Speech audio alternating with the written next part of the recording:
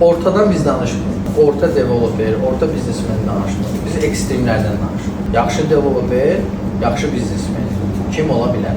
Yaxşı developer, heç o yaxşı biznesmen ola bilməz. Orta ola bilər, biraz yüngülvari nəsə ola bilər. Yaxşı biznesmen, yaxşı developer ola bilməz. Kod bacarığı, yazma bacarığı ola bilər, biraz ola bilər. Ortada hardasa oynaya bilər. Amma yaxşı ola bilməz. Nəyə görə? Misal üçün, Olimpiya çempionu, dünya çempionu, idmançılar uğurlu tələbə ola bilərmi?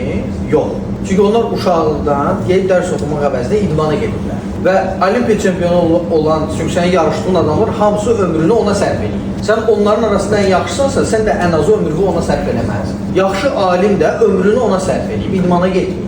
Alim adam gedib Olimpiya çempionu ola bilməz. Olimpiya çempionu gedib alim ola bilməz. Çünki sən limitli resursun var, vaxtın var, həyatın var. Onu sən bir nöqtəyə uzun müddət vuranda ən yaxşısı olursan. Sən həyatın yarısını alim olmağa sərf eləmirsən, sonra 30 yaşında ayılmışsan ki, mən də Olimpiya çempionu olmaq istəyirəm.